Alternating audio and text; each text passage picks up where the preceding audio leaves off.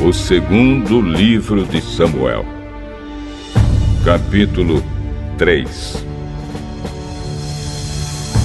Durou muito tempo a guerra entre os que apoiavam a família de Saul e os que apoiavam Davi.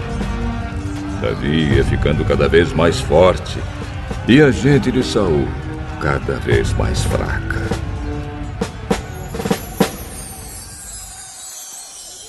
Os filhos de Davi, que nasceram na cidade de Hebrom, são estes. O primeiro foi Aminon, filho de Ainoã, da cidade de Jezreel. O segundo foi Quileabe, filho de Abigail, viúva de Nabal, da cidade de Carmelo. O terceiro foi Absalão, filho de Maacá, que era filha de Talmai, rei de Gesur. O quarto foi Adonias, filho de Agite. O quinto foi Cefatias, filho de Abital. O sexto foi Itrião, filho de Eglá, esposa de Davi. Todos esses filhos de Davi nasceram em Hebrom.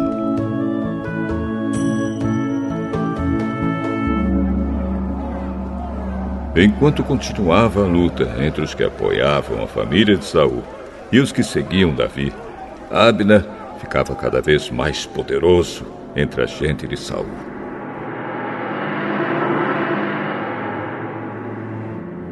Um dia, Isbosete, filho de Saul, acusou Abner de ter tido relações com uma concubina de Saul, chamada Rispa, filha de Aías. Abner ficou furioso com isso e disse: Você pensa que eu sou traidor? Pensa que passei para o lado da tribo de Judá? Desde o começo, tenho sido fiel à causa de Saul, seu pai, aos seus irmãos e aos seus amigos, e tenho evitado que você seja derrotado por Davi. No entanto, hoje você me acusa de ser culpado no caso dessa mulher. O Senhor Deus prometeu a Davi que tiraria o reino de Saul e dos seus descendentes, e que tornaria Davi rei, tanto de Israel como de Judá, para governar o país inteiro. Que Deus me mate se eu não fizer que isso aconteça.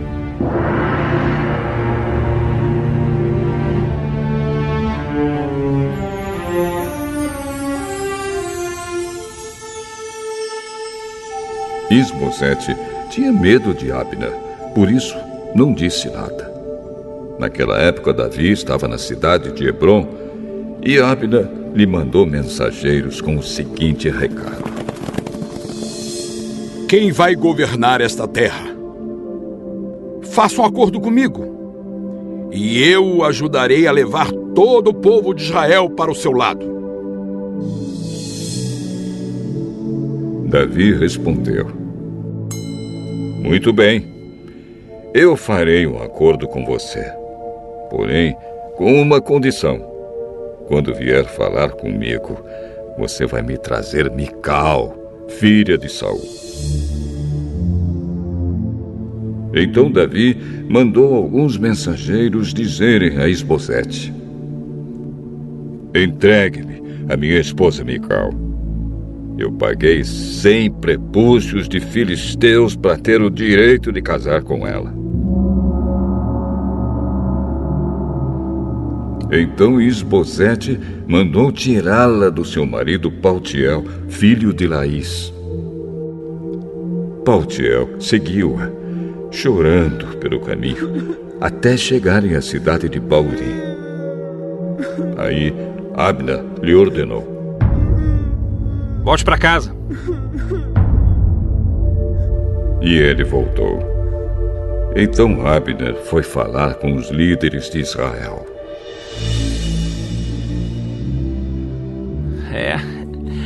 Há muito tempo que vocês queriam que Davi fosse rei de Israel. Esta é a hora de agir. Lembrem que o Senhor disse: Eu usarei o meu servo Davi para salvar Israel, o meu povo, tanto dos filisteus como de todos os outros inimigos. Abner falou também com o povo da tribo de Benjamim. E depois foi a Hebrom para contar a Davi o que o povo de Benjamim e o povo de Israel tinham resolvido. Abner, com 20 homens, foi a Hebrom para se encontrar com Davi. E este lhe ofereceu uma festa. Abner disse a Davi: Eu irei agora e conquistarei todo o povo de Israel para o Senhor. E eles o aceitarão como rei. Aí o Senhor terá o que desejava e governará o país inteiro. Então Davi deixou Abner ir embora em paz.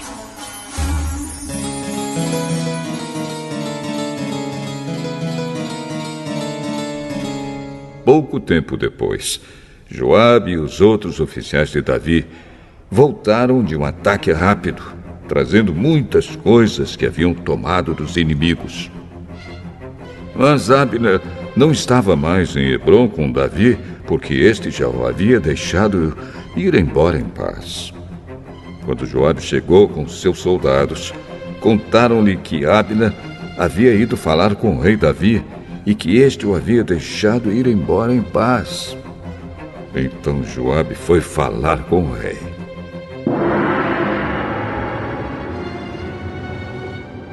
Mas o que foi que o senhor fez? Abner veio aqui e o senhor o deixou que ele fosse embora sem mais nem menos. Ele veio para enganá-lo, para ficar conhecendo todos os lugares onde o senhor vai e tudo que faz. E o senhor sabe disso. Logo que saiu de perto de Davi, Joabe mandou mensageiros atrás de Abner. Eles o alcançaram no poço de Sira e o trouxeram de volta. Mas Davi não ficou sabendo disso. Quando Abner chegou a Hebrom, Joabe o levou para o lado do portão, como se quisesse falar com ele em particular. E enfiou um punhal na barriga dele. Assim, Abner, filho de Ner, foi assassinado por ter matado Asael, irmão de Joabe.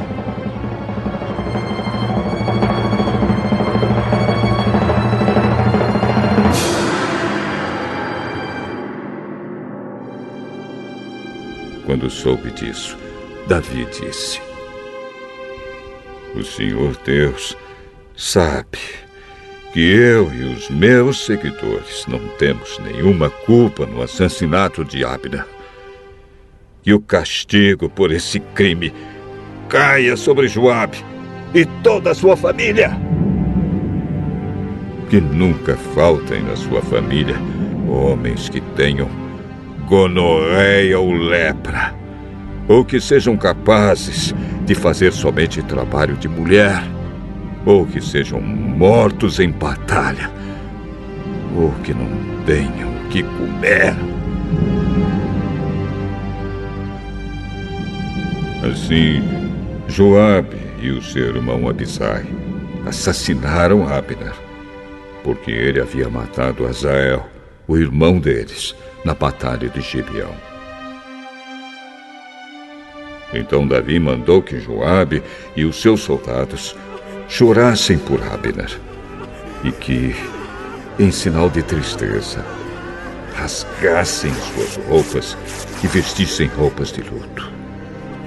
E no enterro, o próprio rei Davi ia caminhando atrás do caixão. Abner foi sepultado em Hebrom. E o rei chorou alto perto do seu túmulo. E todo o povo fez o mesmo. E Davi fez esta lamentação para Abner.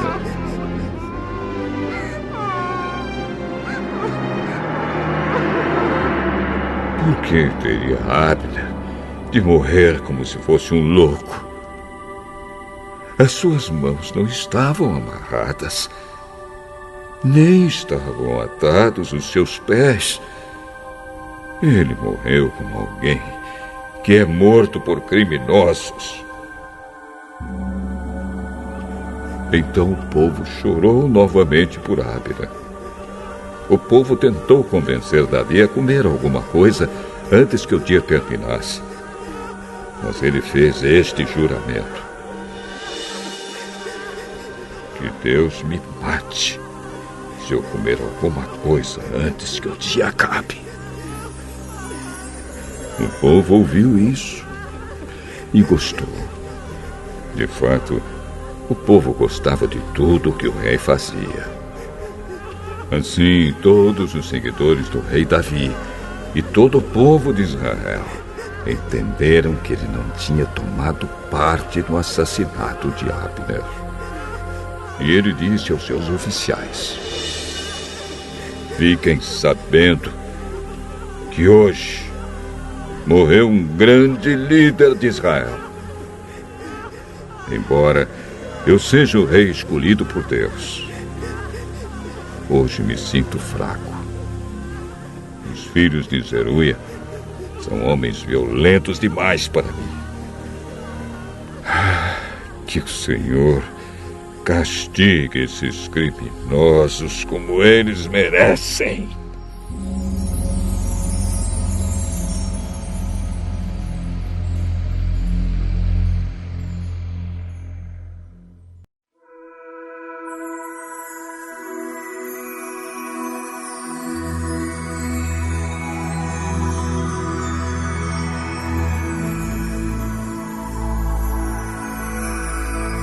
O segundo livro de Samuel, capítulo 4. Quando Isbosete, filho de Saul, soube que Abner havia sido assassinado na cidade de Hebrom, perdeu a coragem e todo o povo de Israel ficou com medo. Havia 2 oficiais de Isbosete que comandavam os ataques rápidos ao território inimigo. Eles se chamavam Baaná e Recabe e eram filhos de Rimom, da cidade de Beerote, da tribo de Benjamim. A cidade de Beerote é considerada como parte do território de Benjamim. Os antigos moradores de Beerote haviam fugido para a cidade de Gitaim e eles vivem ali como estrangeiros até hoje. Quando Saul e Jonatas foram mortos em Jezreel, Mefibosete, filho de Jonatas, tinha 5 anos de idade.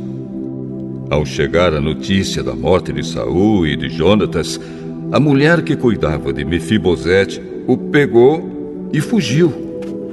Mas estava com tanta pressa que o deixou cair. E ele ficou manco. Recabe e Baaná foram para a casa de Isbosete e chegaram lá quando ele estava tirando a sua soneca depois do almoço. A mulher que estava na porta peneirando o trigo havia ficado com sono e estava dormindo. Por isso Baaná e Recabe entraram em silêncio. Foram ao quarto onde Isbosete dormia um sono pesado e o mataram. Então, cortaram a cabeça dele e a levaram consigo. Eles caminharam a noite toda pelo vale do Rio Jordão. Quando chegaram a Hebrom, mostraram a cabeça de Isbosete ao rei Davi e disseram: Aqui está a cabeça de Isbosete, filho do seu inimigo Saul, que queria matá-lo. Hoje o Senhor Deus vingou o rei, meu senhor, de Saul e dos seus descendentes. Eu agarrei e mandei matar o mensageiro que foi ao meu encontro na cidade de Ziclague. Pois ele, pensando que estava me dando uma boa notícia, me contou a respeito da morte de Saul. Agora, juro pelo Senhor, o Deus vivo, que me salvou de todos os perigos, que eu castigarei muito mais os homens traiçoeiros que mataram um inocente que estava dormindo na sua própria casa. Agora, vou me vingar de vocês por terem matado Isbosete e vou varrer vocês da face da terra. Então Davi deu ordem e os seus soldados mataram Recabe e Baaná. Depois cortaram as mãos e os pés deles e penduraram perto da represa de Hebrom. E pegaram a cabeça de Isbosete e enterraram na sepultura de Abner em Hebrom.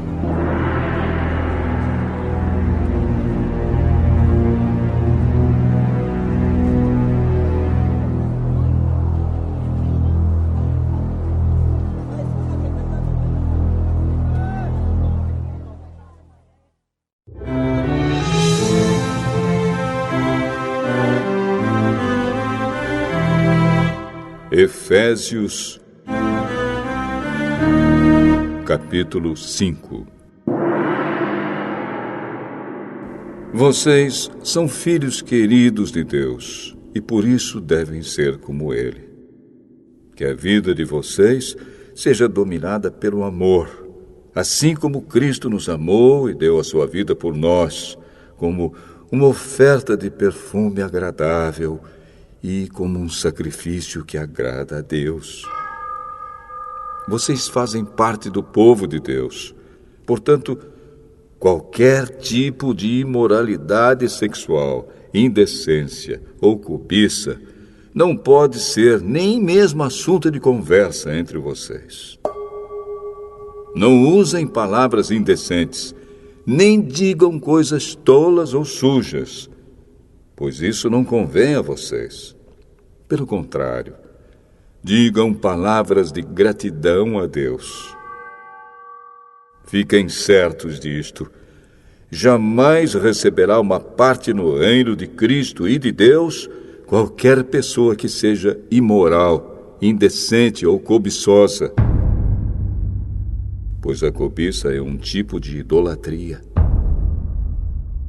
Não deixem que ninguém engane vocês com conversas tolas, pois é por causa dessas coisas que o castigo de Deus cairá sobre os que não obedecem a Ele.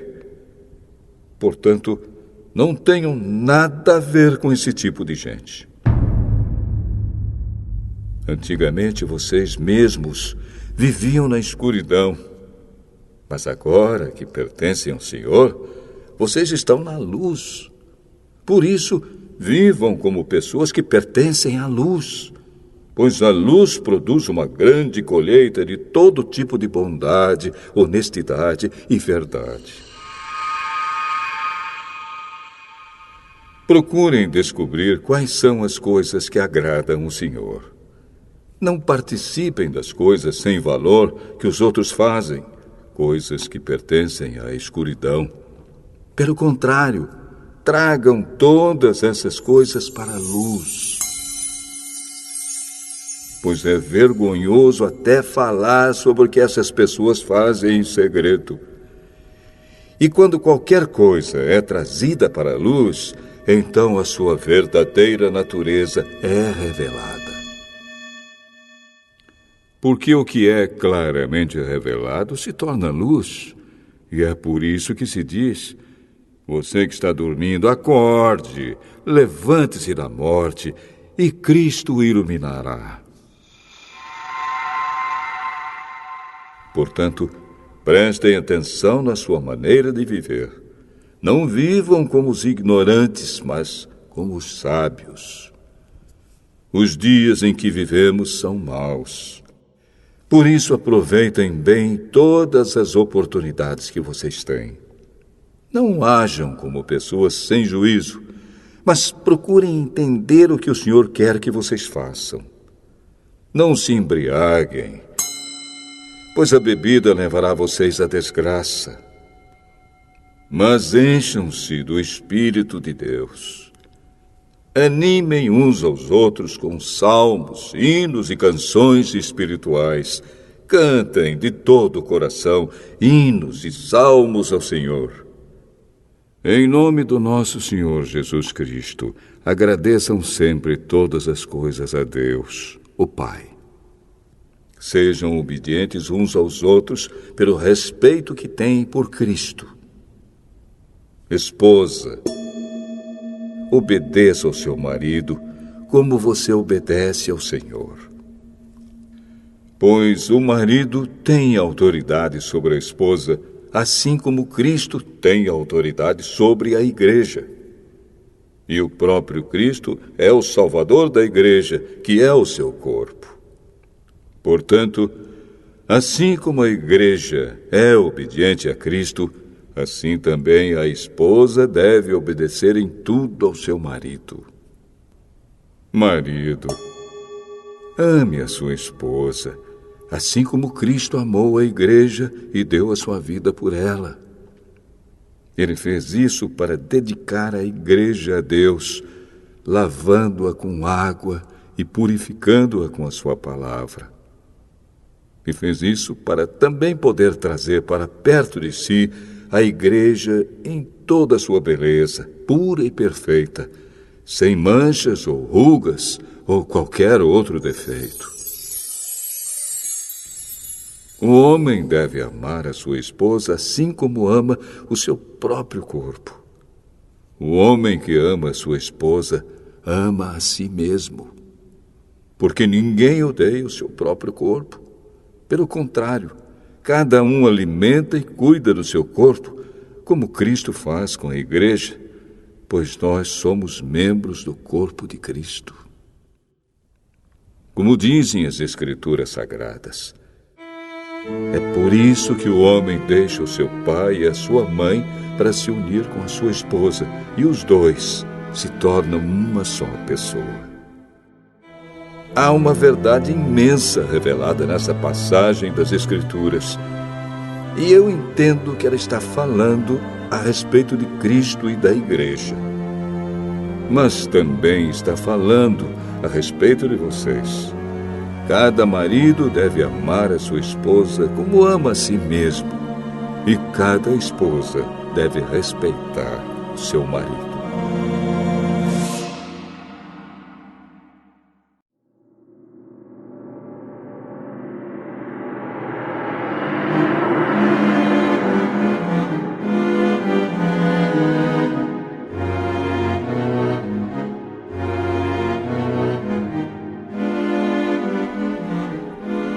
Efésios, capítulo 6.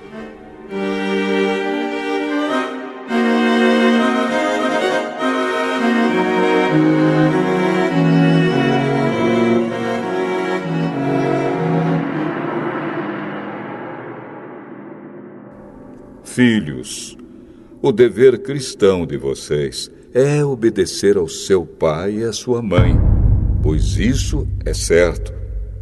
Como dizem as Escrituras, respeita o seu pai e a sua mãe. E esse é o primeiro mandamento que tem uma promessa, a qual é: faça isso a fim de que tudo corra bem para você e você viva muito tempo na terra. Pais, não tratem os seus filhos de um jeito que faça com que eles fiquem irritados. Pelo contrário, vocês devem criá-los com a disciplina e os ensinamentos cristãos. Escravos, obedeçam com medo e respeito àqueles que são seus donos aqui na terra. E façam isso com sinceridade, como se estivessem servindo a Cristo. Não obedeçam aos seus donos só quando eles estiverem vendo vocês, somente para conseguir a aprovação deles. Mas, como escravos de Cristo, façam de todo o coração o que Deus quer.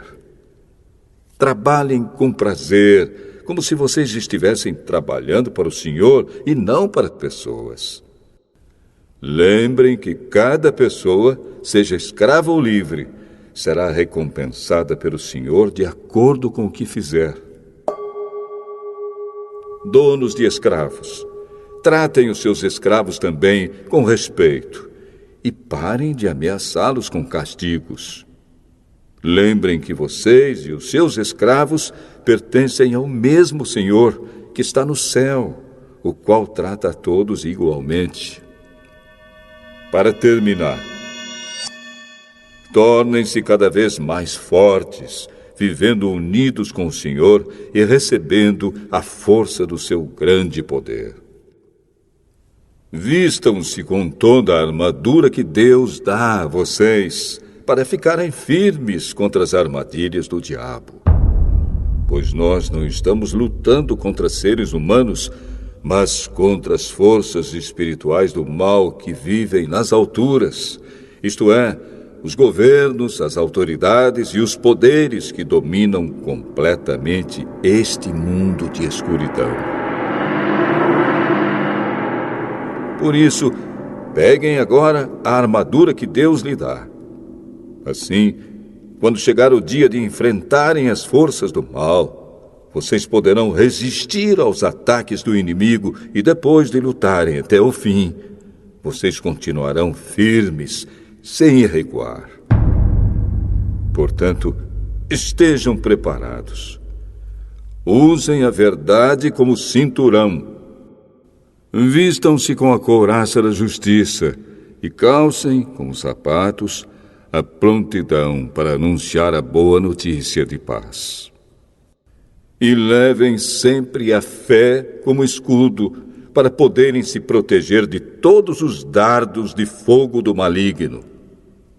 Recebam a salvação como capacete e a palavra de Deus como a espada que o Espírito Santo lhes dá. Façam tudo isso orando a Deus e pedindo a ajuda dele. Orem sempre, guiados pelo Espírito de Deus.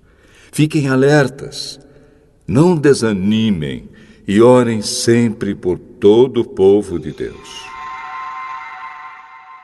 E orem também por mim, a fim de que Deus me dê a mensagem certa para que, quando eu falar, fale com coragem e torne conhecido o segredo do Evangelho.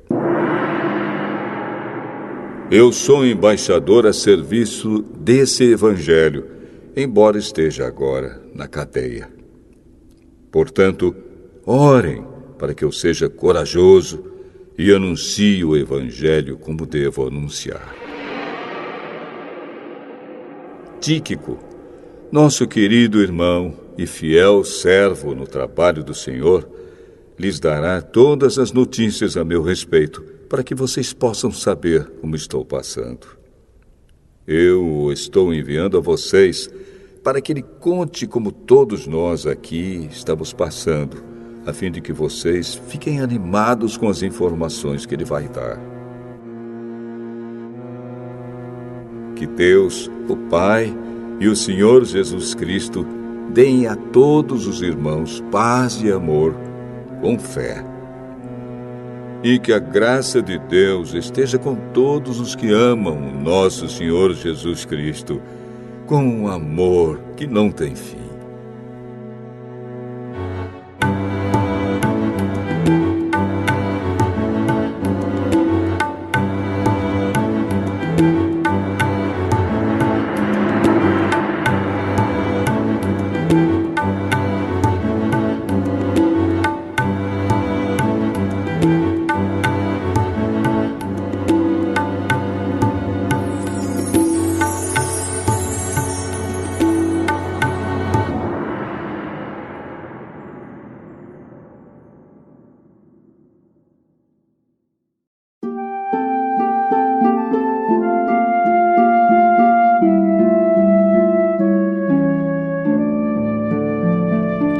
Salmo 137. Sentados na beira dos rios da Babilônia, chorávamos quando lembrávamos de Jerusalém. Penduramos as nossas liras nas árvores que havia ali. Aqueles que nos levaram como prisioneiros mandavam que cantássemos. Eles diziam: cantem para nós as canções de Sião. Mas, em terra estrangeira, como podemos cantar um hino a Deus, o Senhor? Que nunca mais eu possa tocar a harpa se esquecer de você, ó Jerusalém. Que nunca mais eu possa cantar se não lembrar de você, se não pensar em você como a maior alegria da minha vida. Lembra, ó Senhor Deus, do que os edomitas fizeram no dia em que Jerusalém foi conquistada.